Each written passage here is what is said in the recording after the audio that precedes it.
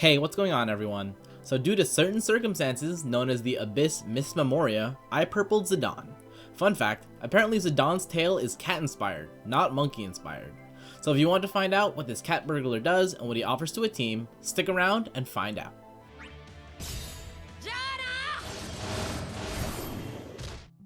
Zidane is a speedy damage dealer, offering a few debuffs, high amounts of Brave Shave, and the ability to launch a target and set up the rest of the enemies to be launched.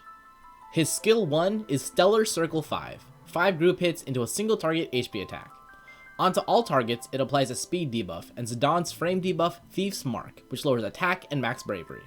Onto Zidane, it grants him a speed up and Thievery, his unique buff that raises attack and max bravery. While Thievery is active, this move is upgraded to a plus form, which raises its overflow and gives it a weakness multiplier to enemies with Thief's Mark active. He also gains a Brave Plus attack, which is 3 hits, and similarly has a weakness multiplier to enemies with Thief's Mark. His skill 2 is Free Energy, which first grants Zidane Thievery. It then raises his bravery based on his attack and then further by a multiplier, then does 3 single target hits into an HP attack.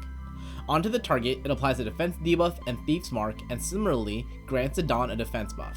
While Thievery is active, this skill also gains a plus form, which also gains a weakness multiplier for Thief's Mark, increases the overflow, and deals 50% splash damage and spreads the debuffs to the whole group.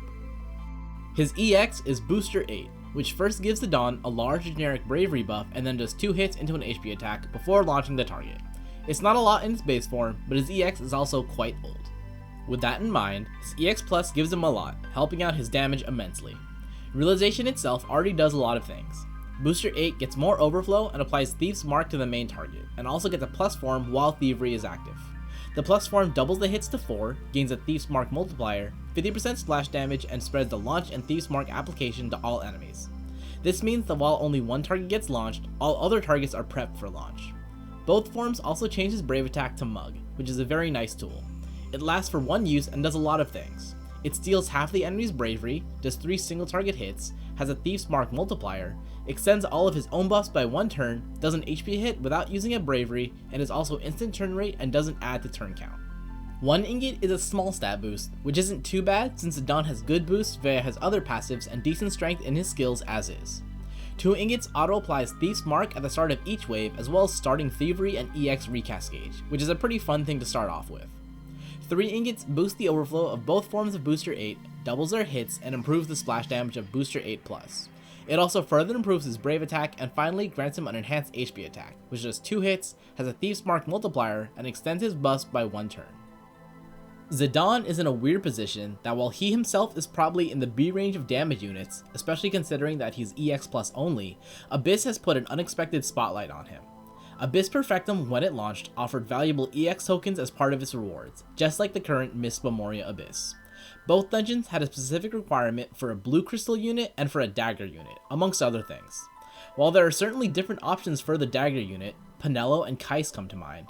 The blue crystal unit puts a wrinkle into team building, especially considering things like enemy resistances for that floor.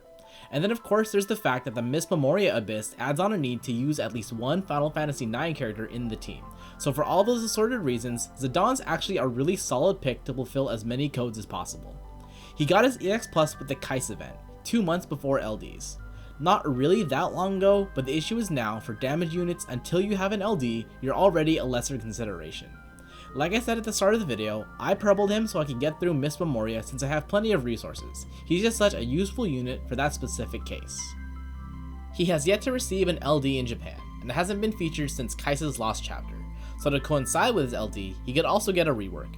For a rework, I feel like Stellar Circle could really use some splash HP damage, maybe just on the plus version, but it's not like that's hard to maintain. Free Energy maybe could use another hit and higher splash on the plus version.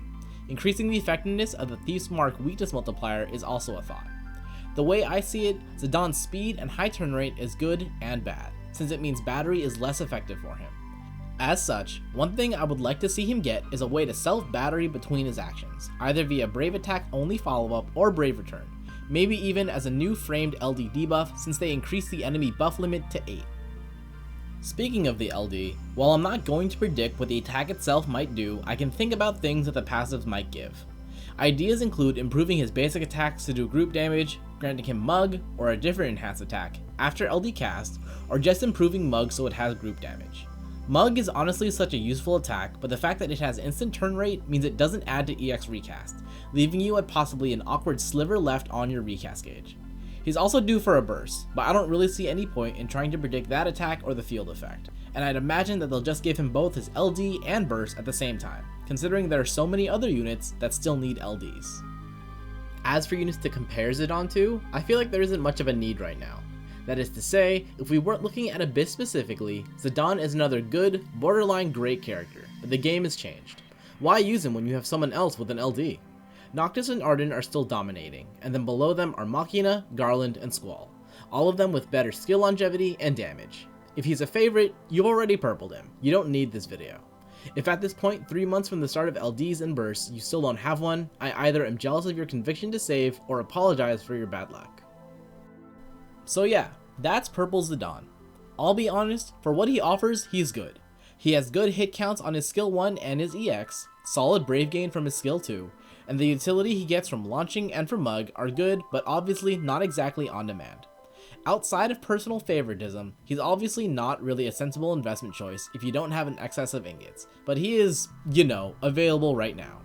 Since his HP attack is improved at 3 ingots, he definitely wants all 3 for the longevity, and as a burst candidate, he will eventually need a full set of good offensive skills. Final Fantasy IX is a fairly popular entry, so I'd figure they're not just going to leave the Catboy totally in the dust.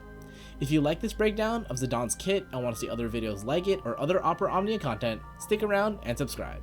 Thanks for watching, and I hope to see you again.